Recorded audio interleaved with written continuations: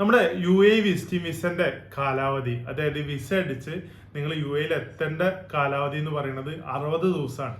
നിങ്ങൾ വിസ അടിച്ച് 60 ദിവസത്തിനുള്ളിൽ മാത്രം യു എയിൽ എത്തിയാൽ മതി. പലപ്പോഴും പലരും വിചാരിക്കുന്നത് ആ വിസ അടിച്ച മുതൽ നമ്മുടെ ഡേയ്സ് കൗണ്ട് ചെയ്ത് തുടങ്ങുന്നു. എന്നാൽ എങ്ങനെയല്ല, നമ്മൾ യു എയിൽ ഇറങ്ങിയത് മുതലാണ് നമ്മുടെ 1 മന്ത് ആണെങ്കിൽ 1 മന്ത്, അല്ലെങ്കിൽ 60 ഡേയ്സ് ആണെങ്കിൽ 60 ഡേയ്സ് കൗണ്ട് ചെയ്ത് തുടങ്ങുന്നത്. പക്ഷെ അതിന് മുന്നേ നമ്മൾ യു എയിൽ ഇറങ്ങുന്നതിന്റെ ഒരു വാലിഡിറ്റി ഉണ്ടാവും, അത് 60 ഡേയ്സ് ആണ്. അപ്പോൾ നമുക്ക് 60 ഡേയ്സ് ടൈം പീരീഡ് പ്ലാൻ ചെയ്യാനുണ്ട്.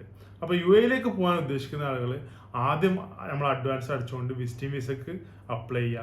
വിസ കിട്ടിയതിന് ശേഷം മാക്സിമം പ്രീ പ്ലാൻ ചെയ്തുകൊണ്ട് കുറച്ച് അങ്ങോട്ടായിട്ട് ഒരു ടിക്കറ്റ് എടുക്കാൻ ശ്രമിക്കുക.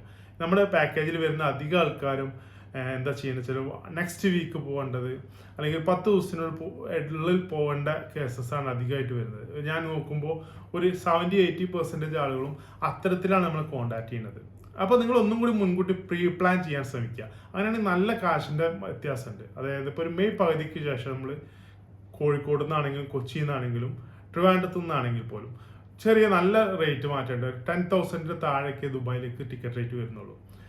ഓഗസ്റ്റിലെയും സെപ്റ്റംബർ പകുതി വരെയുള്ള ആ സമയം മാറ്റി നിർത്തിയാൽ ഈ ഒരു വർഷം മൊത്തം നിങ്ങൾക്ക് ആ ഒരു റേറ്റിന് ദുബായിലേക്ക് ടിക്കറ്റ്സ് അവൈലബിൾ ആണ്. അപ്പോൾ എപ്പോഴും എന്ത് ചെയ്യുക, പ്രീ പ്ലാൻ ചെയ്ത് കഴിഞ്ഞാൽ നിങ്ങൾക്ക് അത്രയും അതിനകത്ത് സേവ് ചെയ്യാൻ പറ്റും.